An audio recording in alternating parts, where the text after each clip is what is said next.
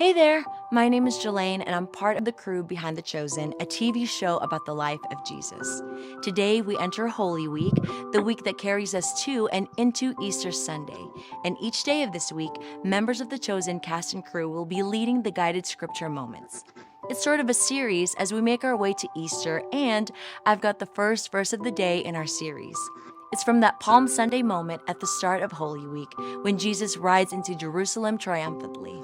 Matthew 21 verse 5 says, "See, your king comes to you gentle and riding on a donkey." That verse is actually a quotation from the book of Zechariah.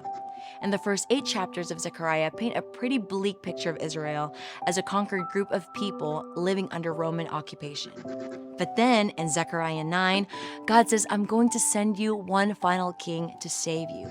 And you'll know when he's arrived because he's going to come to town on top of a donkey." Which brings us to Palm Sunday. The people were excited that day because clearly Zechariah's promised king had finally come, and surely he was about to throw down on Rome, Israel's current occupiers.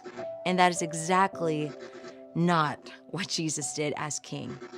Jesus surrendered peacefully when arrested, kept his composure during his trial, and turned the other cheek even when nailed to the cross.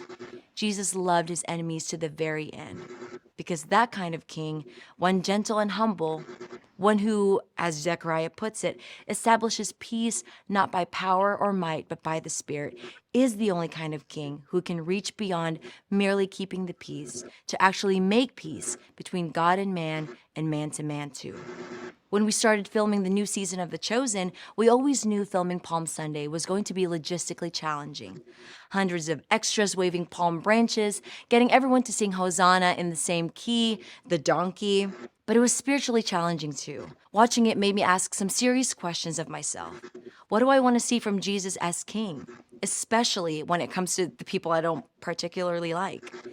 And is what I want from Jesus as king what I need? Is it what my enemies need?